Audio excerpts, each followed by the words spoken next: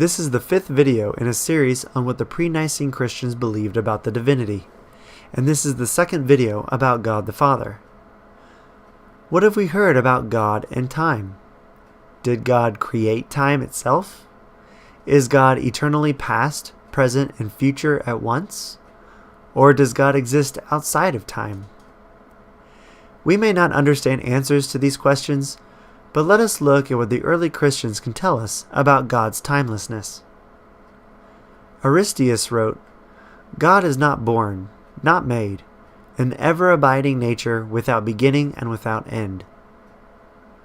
Tatian wrote, "Our God did not begin to be in time. He alone is without beginning, and He Himself is the beginning of all things." Melito wrote, "This being is in no sense made, nor did He ever come into being, but He has existed from eternity, and will continue to exist forever and ever." Tertullian wrote, "So far as a human being can form a definition of God, I adduce one which the conscience of all men will also acknowledge, that God is the great supreme, existing in eternity, unbegotten, unmade, without beginning, without end." In this next quotation, Tertullian seems to be saying that time itself is a quality of God's nature. His point is that time has no effect at all on God's age. Deity has its origin neither in newness nor in antiquity, but in its own true nature. Eternity has no time. It is itself all time. It acts. It cannot then suffer. It cannot be born. Therefore, it lacks age. God, if old, forfeits the eternity that is to come. If new, the eternity which is past. The newness bears witness to a beginning. The oldness threatens an end. Moreover, God is as independent of beginning and end as He is of time. From this, I gather that God transcends time to such a degree that He exists in eternity past, present, and future, while also existing outside of time.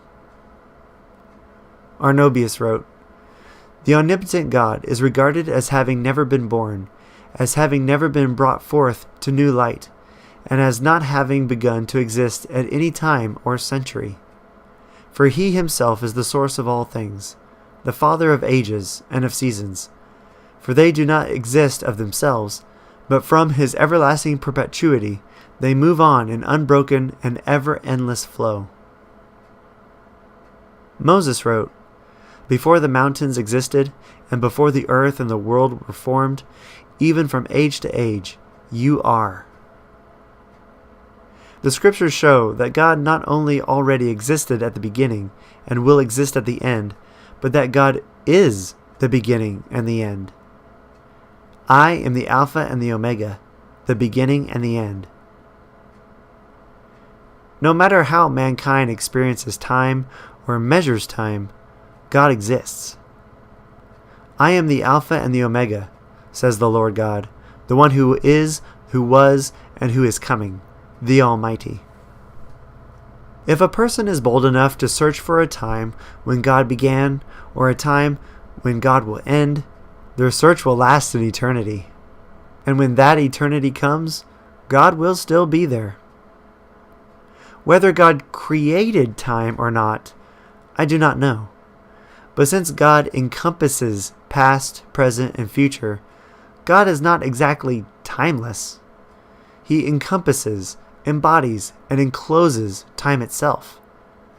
Christians are familiar with the saying, "God is love, God is spirit, God is truth, God is light."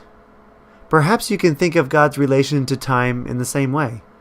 God is the beginning and the end. God is time.